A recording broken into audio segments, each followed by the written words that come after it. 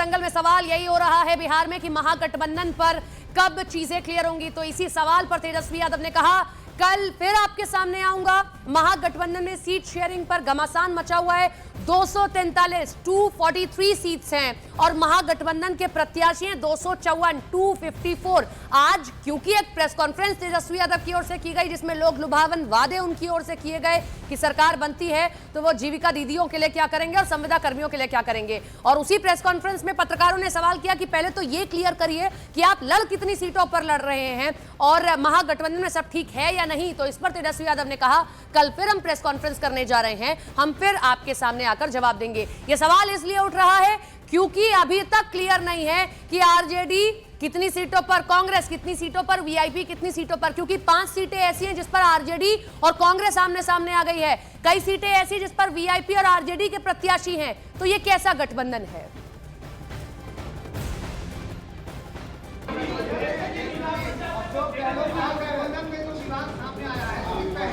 कोई विवाद नहीं है। कल बात करेंगे, कल आप लोगों को सबका जवाब मिलेगा। बहुत बहुत धन्यवाद।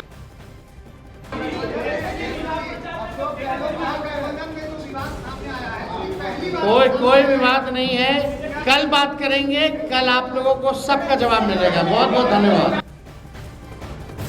चंद्रमोहन हमारे साथ सीधे हमारे सहयोगी पटना से लाइव जुड़ रहे हैं, उनका रुख कर लेते हैं। चंद्रमोहन, सवाल बहुत सीधा सा था लेकिन जवाब नहीं आया है। इधर पप्पू यादव कह रहे हैं कि अकेले प्रेस कॉन्फ्रेंस करके ये वादे क्यों किए गए, कल तक का इंतजार कर लेते।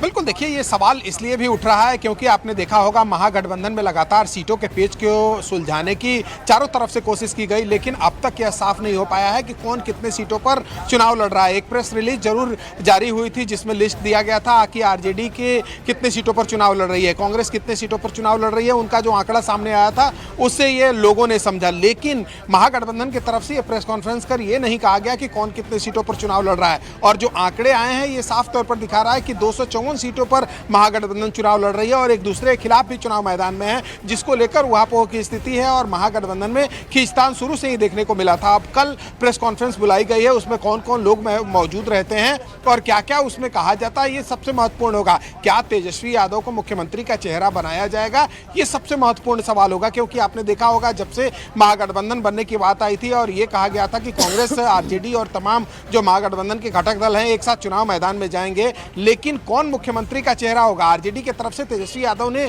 खुद कई बार ऐलान किया होगा, आरजेडी के तमाम नेता ऐलान किए, लेकिन कांग्रेस के चाहे वो बड़े नेता हो, राहुल गांधी हो, या फिर नीचे के यहाँ के राज्य स्तरीय नेता हो, कोई भी मानने के लिए तैयार नहीं। देर हो गई है, चेहरे पर चुनाव मैदान में जा रहे हैं। देर हो गई है, ज्यादा समय नहीं है, 1-1.5 जाहिर सी बात है। हाँ, बताएं। बिल्कुल, देखिए वक्त बहुत कम है। तेजस्वी यादव ने भी साफ तौर पर अपने प्रेस कॉन्फ्रेंस की शुरुआत में ही यह कहा कि अब नॉमिनेशन का वक्त खत्म हो चुका है और अब चुनाव मैदान में प्रचार के लिए जाना है। लेकिन आपने देखा होगा कि किस तरह से एनडीए के जो तमाम नेता हैं पिछले कई दिनों से चुनाव मैदान में जा रहे हैं, चुनाव प्रचार कर रहे हैं। अगर एक सप्ताह पहले की बात करें तो जब पहले फेज का नॉमिनेशन शुरू हुआ था उस समय मुख्यमंत्री नीतीश कुमार गए थे और जो एनडीए के बड़े नेता हैं वो भी पहुंचे थे। 7 राज्यों के मुख्यमंत्री यहाँ पर पहुंचे और वो अपने कार्यकर्ताओं और नेताओं के प्रचार में लग गए थे और साथ ही नॉमिनेशन में भी गए थे। जबकि महागठबंधन में अब तक कोई एक साथ न दिखा और न ही कोई नॉमिनेशन में साथ दिखा। तो साफ तौर पर समझा जा सकता है कि एक तरफ तैयारियां पूरी है तो वहीं दूसरी तरफ जो है वो उहापोह की स्थिति बनी हुई है कि मुख्यमंत्री का चेहरा कौन होगा, किस तरह से चुनाव मैदान में जाएंगे। हालांकि कल जब महागठबंधन का प्रेस कॉन्फ्रेंस होगा उस समय साफ होगा कि आखिर अगला रणनीति क्या बनता है महागठबंधन की ओर से। लेकिन अब तक जो बातें सामने आई है वो साफ तौर पर दिखा रहा है कि महागठबंधन में सब कुछ साफ नहीं दिख रहा है और वो साफ दिखाना भी नहीं चाहते। अभी तक भी ऐसे प्रयास नहीं हो रहे हैं। चंद्रमोहन, आपने जिस बात का जिक्र किया, हमने देखा कि एनडीए के भीतर पहले जरूर उपेंद्र कुशवाहा और किस तरीके से चिराग पासवान को लेकर लड़ाई थी, लेकिन अब सब कुछ सॉर्टेड हो गया, वो लोग प्रचार कर रहे हैं। अब आज इन्होंने प्रेस कॉन्फ्रेंस करी है, फिर ये कल एक प्रेस कॉन्फ्रेंस करेंगे, फिर ये जनता के बीच जाएंगे। पहले फेज का चुनाव तो सर पर आ गया और छठ में तो आधे लोग अपने छठ में लगेंगे, कौन प्रचार सुनेगा फिर? देखिए कहीं ना कहीं महागठबंधन में लेट तो हुआ है, देर हुआ है, लेकिन देर आने के बाद भी कितने दुरुस्त आते हैं ये सबसे महत्वपूर्ण। चंद्रमोहन बिहार सरकार में मंत्री हैं नितिन नवीन जी हमारे साथ में जुड़ गए हैं। नितिन जी, महिला वोटर बीजेपी का सबसे कोर वोटर रहा, नीतीश कुमार को बड़ा पसंद किया गया। आज की प्रेस कॉन्फ्रेंस में तेजस्वी यादव ने महिलाओं को टारगेट कर दिया। कैसे देख रहे हैं उनके वादों को? अरे भैया, जो व्यक्ति का खुद का ठिकाना नहीं हो, जिसके न पार्टी का ठिकाना नहीं, जिसके न गठबंधन का ठिकाना, उस पर जनता क्या भरोसा करेगी? जिसकी नीति स्पष्ट नहीं, जिसका नियत स्पष्ट नहीं, जिसमें नेतृत्व सक्षम नजर नहीं आता हो, क्या जनता उस पर भरोसा करेगी? एक तरफ नरेंद्र मोदी और नीतीश कुमार हैं और एक तरफ राहुल बाबा जैसे लोग और तेजस्वी यादव जैसे और पप्पू यादव जैसे लोग पर भरोसा करेगी क्या? नहीं, लेकिन 30,000 रुपए प्रति माह सर, मतलब बड़ा अनाउंसमेंट कर दिया उन्होंने। अगर वो कह रहे हैं सरकार बनाने का मौका दो, फिर हम दिखाते हैं आपको। अरे भैया, मैं तो कह रहा हूँ कि एक मौका मिला था ना, जॉब पर जमीन घोटाला, मौका मिला था चारा घोटाला, मौका मिला तो बड़े भाई ने मिट्टी निकाल कर वन विभाग का छोटे भाई का मॉल बनवा रहे थे। यही तो मौका मिलने पर करते हैं, ये कारनामा करते हैं, काम नहीं करते हैं। वो तो कह रहे थे कि आपकी सरकार में दुर्दशा हुई है जीविका दीदियों की। आज की प्रेस कॉन्फ्रेंस में शुरुआत ही उन्होंने इससे की थी। मैं तो यही कहूंगा ना कि आज जीविका दीदियों के चेहरे पे इसका फॉर्मेशन किसने किया? इस पूरे विषय को लाया किसने? नीतीश कुमार ने। नरेंद्र मोदी की सरकार ने उसको ताकत दिया लखपति दीदी की योजना के माध्यम से। आज महिलाएं हम पर भरोसा करती हैं, चूंकि हम उनको घर के दहलीज से निकालकर व्यवसायिक और उद्यम बना रहे हैं। आपके समय में महिलाएं घर की दहलीज से निकलने से डरती थी, ये अंतर है। किस पे भरोसा करेंगे? वही बाहुबलियों के संग वाले पे। अभी सिवान में किसको टिकट दिलाया? भूल गए क्या लोग? ठीक है सर, केसी त्यागी जी भी हमारे साथ जुड़ गए हैं सर, आपके ही सहयोगी केसी त्यागी जी भी हमारे साथ में जुड़ गए हैं। त्यागी जी, आज बहुत बड़ा लोक लुभावन वादा कर दिया है तेजस्वी यादव ने। महिलाओं को वोटर बीजेपी बनाती थी, आप बनाते थे, आपने शुरुआत की, लेकिन 30,000 रुपए प्रति माह दे रहे हैं वो अब जीविका दीदियों को। चेंज हो जाएगा चुनाव? मैं चुनौती भी देना चाहता हूं और मैं कहना भी चाहता हूं कि सारे मुद्दे छोड़ करके वुमेन एम्पावरमेंट पर चुनाव हो जाए। कि लालू प्रसाद जी के शासन काल में किस तरह से महिलाओं की स्थिति थी और 2005 के बाद महिलाओं की स्थिति में क्या परिवर्तन हुए हैं। जो घोषणाएं ये कर रहे हैं उस पर हमारी सरकार अमल कर चुकी है। आपकी जानकारी के लिए 2006 में महिलाओं का आरक्षण हुआ, ग्राम पंचायत में, नगर निगम में, ब्लॉक प्रमुख में, जिला परिषद में। उसके बाद महिलाओं का 35% का आरक्षण हुआ सरकारी नौकरियों में। आप पटना वो कह रहे हैं सबसे ज्यादा दुर्दशा ही आपकी सरकार में हुई। आप लोगों ने शुरू जरूर किया, लेकिन पैसा अधिकारियों ने खाया, बिचौलियों ने खाया, जीविका दीदियों को नहीं मिला। इसीलिए हम एश्योर कर रहे हैं कि हम बीमा तक देंगे 5 लाख रुपए का आपको। भ्रष्टाचार की बात मेरे आरजेडी के मित्रों के से मुंह से बुरी नहीं लगती। इनके जितने भी नायक है, लालू जी 26 साल की सजा काट चुके हैं भ्रष्टाचार के आरोप, मतलब सजा सुनाई जा चुकी है, काट नहीं चुके हैं, काफी समय तक रहे हैं। उनका मुख्यमंत्री पद से इस्तीफा भ्रष्टाचार के सवाल पर हुआ। माता श्री, पुत्र श्री, पिता श्री, तीनों के तीनों पर नौकरी देने के बदले जमीन लिखवाने के भ्रष्टाचार के मामले इनके पर। सुनो प्लीज, भ्रष्टाचार का इनके मुंह से अच्छा नहीं लगता, बस और सब चीजों में बोलेंगे, भ्रष्टाचार पर ना बोलें। जो हमारी बेटियां हैं उनके विद्यालय में जाने के लिए साइकिल योजना किसने शुरू करी? आज आप, मैं चाहता हूं कि न्यूज 18 का कोई पत्रकार गंगा पथ पर जो बना मेरीन ड्राइव है वहां चला जाए। अगर मुंबई के मेरीन ड्राइव से 10 गुना ज्यादा भीड़ लड़के लड़कियों की, कम उम्र वालों की, अगर वहां पर ना मिले तो हम। मैं गई हूँ, खाने पीने के बड़े स्टॉल्स हैं, लोग आते हैं शाम को वहां पर अपने दोस्त के साथ चिल करने के लिए।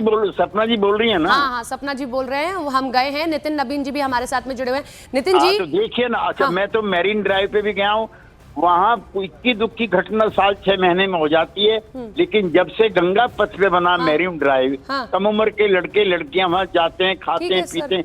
क्या ऐसा से 20 साल पहले संभव था? 20 साल पहले नहीं। इसलिए मैं चाहता हूँ कि महिला आरक्षण से लेके वुमेन एम्पावरमेंट तक। आपके एक और सहयोगी भी हमारे साथ जुड़े हुए हैं, उनका भी रुख कर लेते हैं। सरकार में मंत्री भी है। हाँ सर, नितिन नवीन जी। नितिन जी, लेकिन मानते हैं कि चुनाव चेंज होगा यहाँ से? महिला वोटर जिस ओर मुड़ा, हर चुनाव में वहां पर परिस्थितियां बदल गई और बीजेपी तो इसकी सबसे बड़ी गवाह है।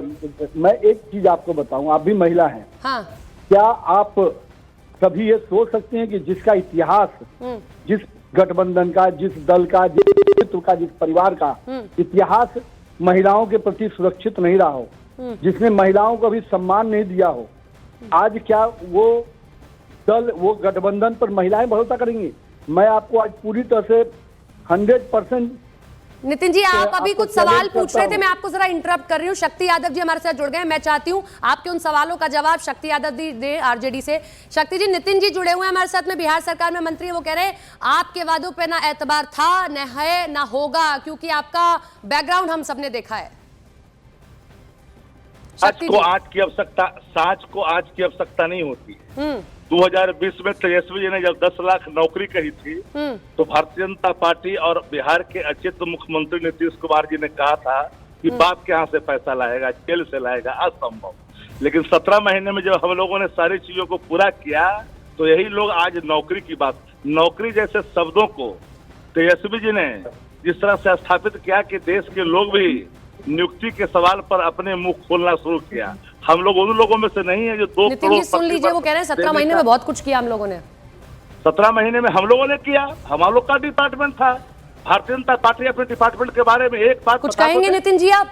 हमने इस पर? शिक्षा विभाग हो, आईटी इनके हो, स्पोर्ट्स शक्ति हो, यादव जी तो बहुत कुछ जानते हैं, अब अंदर खाने क्या बोलेंगे वो, लेकिन शक्ति यादव जी को पूरा इतिहास पता है तेजस्वी यादव का, कैसे कारनामा तेजस्वी यादव करते हैं। इस बात को शक्ति यादव अंदर मंत्र जानते ही हैं।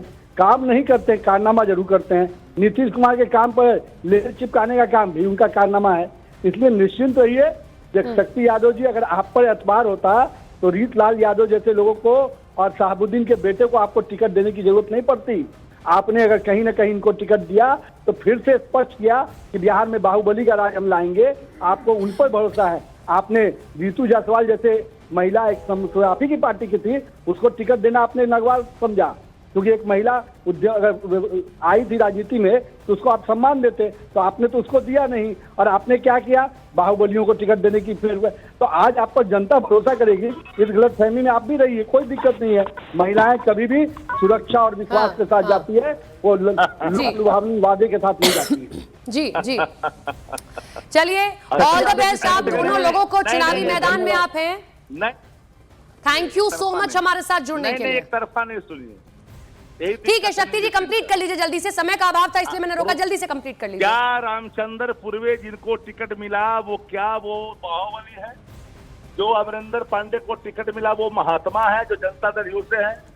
आनंद मोहन जिसको 20 वर्ष का कारावास था, जिसको सरकार ने उसको बलात् अपने ताकत से निकाल करके उसके दोनों बेटा को सम्मानित किया, क्या ये बाहुबली नहीं है?